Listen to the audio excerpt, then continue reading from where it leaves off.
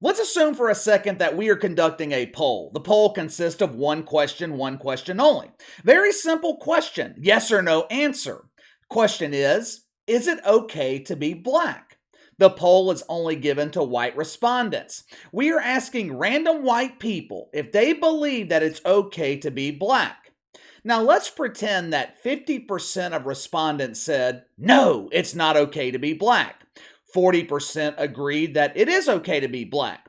The other 10%, they weren't cognitively aware enough to fully understand the question. In our pretend scenario, half the country believes that it is not okay to be black. What would the reaction be in the mainstream media? How would Jamel Hill, Joy Reid, how would Tiffer the Bongo Sniffer react to this poll? I told you so! I told you America was filled with racists. Most of these racists are working in police departments. This is the reason half a dozen black men are killed every year at the hands of the police. You know what? They would be right. If half the white people in this country believed that it was not okay to be black, that would be the very definition of racism.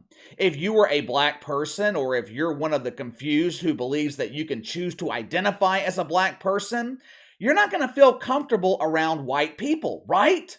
You're not going to go out of your way to help white people out. You're not going to donate your money to causes meant to assist white Americans. And who would blame you?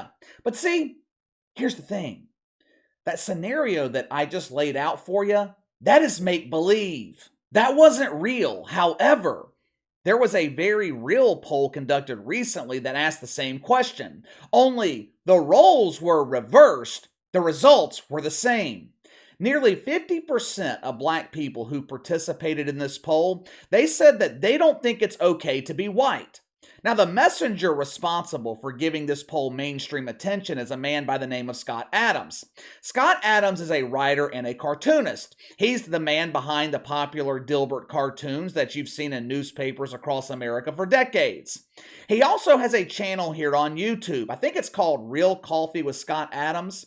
Earlier this week here on the channel, he referenced a Rasmussen poll where nearly half of the black people who participated said they don't think it's okay to be white. Now, as a white man, Scott Adams found this to be very alarming. He spoke about it for several minutes. I condensed it down to the most controversial parts. This is the portion that the mainstream media is focusing on and naturally doing what they do best, overreacting. Mainstream media coverage of this story has been absolutely predictable. We'll get into that more here in just a second. Let's listen to the commentary from Scott Adams. I'm going to tell you where I agree and disagree with him. Then I am going to destroy the mainstream media again. Roll the film. Nearly half of all blacks are not okay with white people, according to this poll. Not according to me, according to this poll. That's a hate group. That's a hate group. And I don't want to have anything to do with them. And I would say, based on the current way things are going, the best advice I would give to white people is to get the hell away from black people. Just get the fuck away. Wherever you have to go, just get away. Because there's no fixing this. This can't be fixed. Right? This can't be fixed. You just have to escape. So that's what I did. I went to a neighborhood where, I have a very low black population. Because unfortunately, there's a high correlation between the density. And this is according to Don Lemon, by the way, when he notes that when he lived in a mostly black neighborhood, there were a bunch of problems that he didn't see in white neighborhoods. So even Don Lemon sees a big difference in your own quality of living based on where you live and who's there. So I think it makes no sense whatsoever as a white citizen of America to try to help black citizens anymore. It doesn't make sense. It's no longer a rational impulse. And so I'm gonna back off from being helpful to black America because it doesn't seem like it pays off. Like I've been doing it all my life, and the only outcome is I get called a racist. Let me start out by saying this. One of the reasons Scott Adams is being targeted for cancellation is because he made these broad generalizations. He took the results of this poll and he used it to generalize an entire race. Now, do I think half the black people in this country think that it's not okay to be white? No. Do I trust the results of this Rasmussen poll? No. Do I think black people are a hate group? No. Now, whether or not this poll is an accurate representation of how black people feel about white people in America, that is completely irrelevant. Because what this poll does, it reinforces the perception that black people don't like white people. The media, the mainstream media, they are extremely powerful when it comes to shaping perception. Scott Adams is being criticized for saying he moved to an area with a low black population. Now, guess who else resides in areas and neighborhoods with a low black population? The shit fucks in the mainstream media. Guess who else resides in areas with a low black population? Other black people. They're often called sellouts. They're accused of turning their back on their community for getting out of the hood. Scott Adams, he referenced some comments that Don Lemon made about 10 years ago. I shared them with you guys the other day here on the channel, where Don Lemon said that he has lived in both white and black neighborhoods. The white neighborhoods were well kept, they were clean, didn't look like a used car dealership in the front yard, crime was low, you felt safe walking the dog at night. Don Lemon said the black neighborhoods he lived in, I think he referenced Harlem. He said there was litter all over the street. It wasn't safe to walk the street during the day, much less at night. Property crime, high. Theft, high. Now, why would anyone, black or white, want to live in a neighborhood like that? Are all black neighborhoods that way? Of course not. I know of some black neighborhoods in my area that are extremely nice and well kept. I also know of some white neighborhoods that resemble a third world country, but those white neighborhoods, they don't receive nearly the media attention that the unkept black neighborhoods receive. So, who creates this perception that all black neighborhoods are ghettos? The mainstream media. Scott Adams is being criticized for saying it no longer makes sense for white people to help black people. He even took it a step further by telling white people to get the fuck away from black people. Now, let's look past the rhetoric for a second. Let's just look at the numbers here. Let's assume for a second that this Rasmussen poll is a true reflection of how half the black population feels about white people. With that being the case, why in the fuck would a white person be willing to help the black population? If black people don't think it's okay to be white, why would they want assistance from white people to begin with? Scott Adams claimed that he has been helping black people his entire life, and the only thing that's gotten him is being labeled a racist. So why would he continue to do it? He called black people a hate group. Now look, I don't agree with the generalization here, but again, let's just go off the numbers that he was presented. He is going off of data that was collected by Rasmussen. If Rasmussen conducted a poll with members of the Taliban and 50% of respondents said it's not okay to be an American, would the mainstream media classify them as a hate group? Go back to the fictional scenario I outlined earlier. If 50% of white respondents said that it's not okay to be black, would the mainstream media claim the white race is a hate group? Wouldn't that be the very definition of a hate group? Mainstream media coverage of this story has been 100% predictable. The woke boners throughout the media reaching full climax. Headline over at CNN: newspapers drop Dilbert comic strip after racist tirade from creator. There was a similar headline at Reuters labeling Scott Adams racist. Hundreds of newspapers across the country dropped the Dilbert comic strip from their paper. It is another massive overreaction to woke groupthink. Now, to his credit, Scott Adams, he ain't backing down.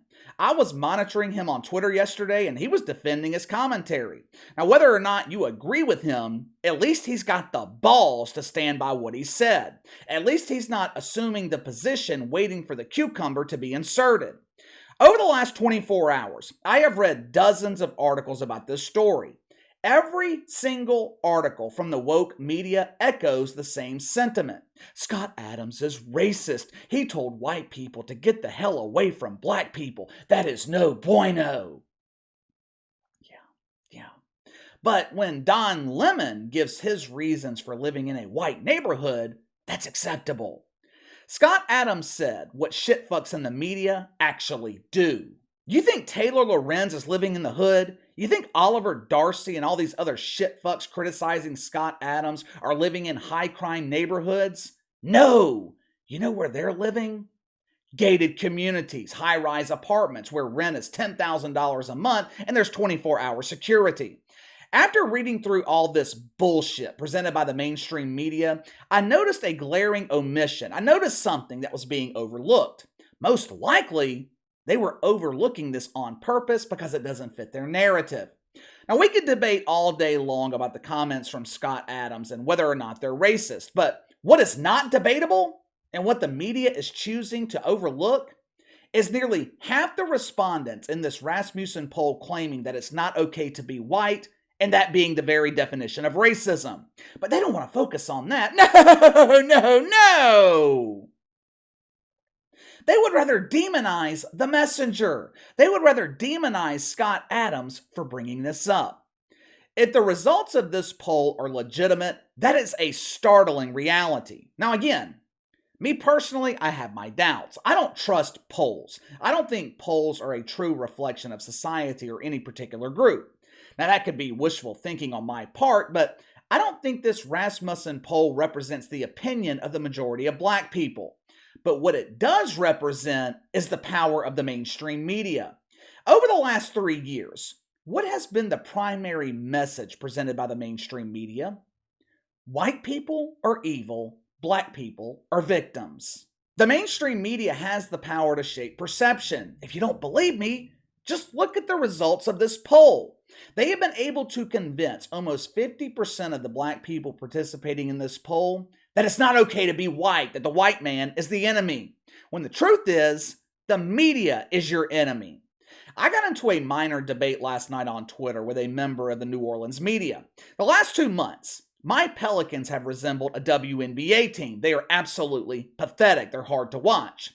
I asked this dude in New Orleans media why they were not putting more pressure on Willie Green. In post-game press conferences, why are they not asking Willie Green if he's lost a locker room? Why are they not asking him the reason he isn't holding his players accountable? Last night, Willie Green once again spoke from both sides of his mouth. He said leaders on the team are starting to hold each other accountable. A few minutes later, he said no one is pointing fingers at each other. Yeah, well, that doesn't sound like accountability to me. That sounds like they're wanting to be friends. You think New Orleans media pressed Willie Green on this? No. Now, during this minor back and forth, I asked this dude why they are not putting Willie Green on the hot seat. He replied back and said, I don't have that kind of power. The media doesn't put coaches on the hot seat. The organization does that. I could not disagree more. The media absolutely has the power to put a coach on the hot seat. How do they do that? By leading the perception. It's no different than how the media is leading the perception with race in this country. They are dividing us on racial lines, and if you believe the results of this Rasmussen poll, it's working. But give me your thoughts. The creator of Dilbert is being canceled over his comments about black people. Do you agree with what Scott Adams said? Now, I didn't agree with the broad generalizations, but the sentiment made sense. Why would you help someone out who doesn't believe you should exist? You let me know. Sound off in the comments below. Make sure to like and subscribe. Click the notification bell to receive all notifications from the channel. Best way to contact me is by email at btlkc84@gmail.com, KC_BTL84 on Twitter. I'll see you guys tomorrow.